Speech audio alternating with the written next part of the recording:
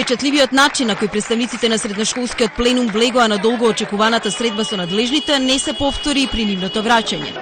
Откако биле слушнати нивните барања, единствено било договорено повторно да се сретнат. Бојкотот на наставата сепак ќе продолжи. Се зависеше од средбата. Од средбата ништо не се постигна, преговорите се во тек. Од утре најверојатно ќе продолжиме со средбата и од тогаш ќе се знаат подоцнежните дејствувања на средношколскиот пленум. Вице-премиерот Пешевски, кој заедно со министерот Адеми и неговиот заменик Ристовски се сретна со средношколците, не сака како што вели да дава рокови до кога ќе траат преговорите. Ние ќе настојуваме, доколку има простор, доколку има логика во тие барања, да ако оцениме да излеземе со некакви нови предлози, но сметам дека владата до сега покажа доволна флексибилност и да бидеме свесни.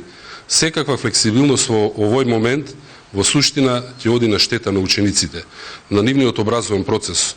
Но и ако покажеме флексибилност, тоа е само за да се задржи безбедноста на децата, да едноставно се вратат во училиштата.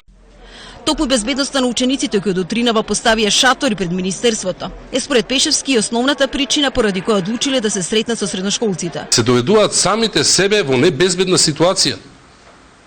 На што ќе личи тоа да тие цела ноќ седат тука? Тоа е причината зашто ги примивме денес. Средношколците кои веќе 14 дена ја бойкотираат наставата, не планираат да ги тргнат шаторите кои утринава ги поставија.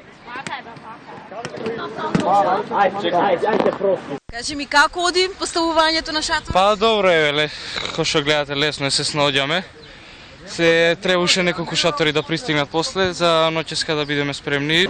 Представниците на владата изразија надеж дека родителите ќе влијаат на децата за да престанат со бојкотот. Планот за начинот на кој треба да се надополни наставата според министерот Адеми треба да го предложат училиштата.